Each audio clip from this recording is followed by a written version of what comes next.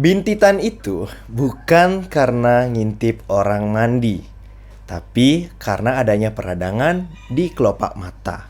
Tepatnya di kelenjar yang ada di kelopak mata. Sekarang aku akan bahas bagaimana cara aman untuk meredakan hordeolum atau bintitan dan kapan harus ke dokter. Halo, aku Dr. Rama Wintara. Selamat datang di Klinik Tanpa Resep, tempat keluhanmu dibahas dengan santai seperti ini. Pertama, apa itu bintitan?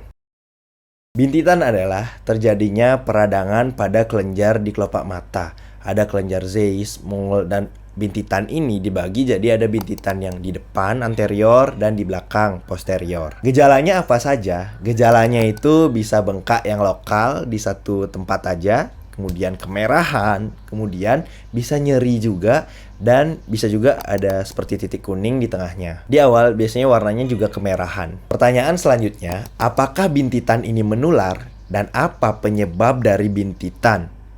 Selain ngintip orang mandi. Itu mitos ya. Kalau mengintip orang mandi itu sebenarnya bukan penyebab dari bintitan atau hordeolum. Itu hanya penyebab dari kamu dikeroyok massa. Bintitan ini bukan disebabkan oleh ketularan lewat pandangan. Orang bintitan ngelihat kamu bintitan menular, nggak gitu. Tapi ini disebabkan oleh sumbatan di kelenjar yang ada di kelopak mata atau adanya bakteri di sana. Apa saja faktor-faktor risiko yang menyebabkan kita kemungkinan kena bintitan ini? Yang pertama, karena blefaritis, seperti yang udah dijelaskan di satu video sebelum ini. Kemudian penggunaan kontak lens atau soft lens yang lama dan tidak tepat. Lalu yang menurutku cukup paling sering menyebabkan adalah tidak menjaga kebersihan tangan. Setelah kita megang benda, beraktivitas, makan, minum, itu kan tangan kita kotor. Kadang kalau misalnya ada sesuatu di mata, kita langsung otomatis refleks untuk ngucek-ngucek mata.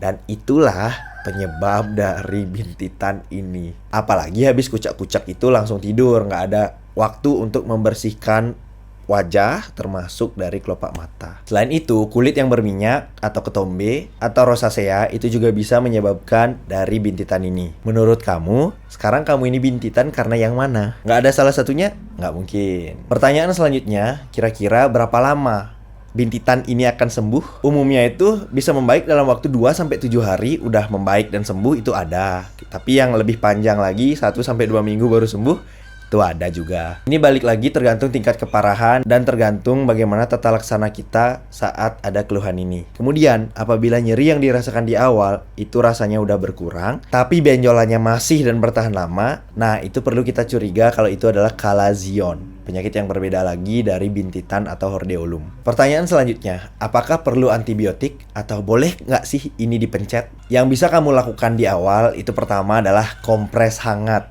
Sering-sering kompres hangat di bagian mata yang ada bintitan atau benjolan itu. Ditambah dengan menjaga lid hygiene, kebersihan kelopak mata, dan jangan dipencet. Karena dipencet bisa saja menyebabkan keluhanmu makin parah. Antibiotik topikal, salep mata dengan antibiotik, itu perlu diberikan apabila spesifik atau ngarah jelas banget bahwa itu adalah disebabkan oleh bakteri. Obat-obatan minum seperti antibiotik oral itu hanya diperlukan apabila ada kecurigaan bahwa ini bukan hanya sekadar bintitan, tapi infeksi yang lebih luas. Pertanyaan selanjutnya, apa yang bisa dilakukan di rumah? Seperti yang aku bilang tadi, itu kompres hangat akan sangat membantu. Sering-seringlah kompres hangat.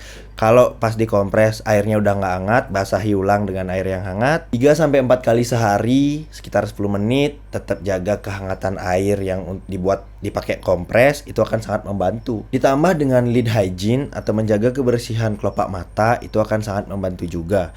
Dengan menggunakan alat-alat yang bersih, air yang bersih, kain yang bersih, itu akan lebih baik. Bukan lebih baik sih, wajib. Apabila keluhan nyeri itu mengganggu, kamu bisa beli obat untuk anti nyeri yang tanpa resep bila perlu saja. Kemudian yang paling penting adalah ubah kebiasaan sembari kamu perawatan mandiri itu. Ubah kebiasaan menggunakan make up yang tebal dan lupa dibersihkan atau membersihkan tidak bersih. Kemudian soft lens yang terlalu lama. Kemudian jarang mencuci tangan, sering kucak-kucak mata, itu di stop semuanya. Kebiasaan itu kalau di stop tidak nyaman, tapi bukan berarti tidak bisa. Kalau misalnya di area tempat tidur, itu sarung bantalnya jarang diganti, spraynya jarang diganti, itu cucilah sesekali ya. Lalu, kapan kita harus ke dokter? Kalau misalnya kamu ada keluhan demam ketika suhu diukur di rumah, kemudian bengkak yang lebih menyeluruh atau lebih luas, kalau nyeri yang kamu rasakan itu berat, mata terasa perih, terus agak menonjol, terus bola mata sakit ketika lirik kanan lirik kiri, ke dokter. Kalau selama 2-3 hari dengan tata laksana yang benar sesuai yang aku bilang tadi, keluhan masih menetap, ke dokter. Kemudian kalau benjolan menetap sekitar 2-3 minggu masih tetap ada, ke dokter. Sepertinya itu saja semua hal tentang bintitan atau hordeolum. Kalau kamu suka video-video seperti ini yang membahas keluhanmu dengan santai, kamu bisa cek video-video lain di playlist Klinik Tanpa Resep, karena tidak semua keluhan butuh resep. Bye. Nih, yang paling kerasa juga kalau kamu itu bintitan atau hordeolum, ketika menunduk itu rasanya sakit berat di bagian mata yang kena bintitan. Kalau bintitanmu ini berulang dan tidak membaik, dan sampai untuk ke dokter mata untuk dibedah, itu tidak menutup kemungkinan bahwa hordeolum atau bintitan itu muncul lagi.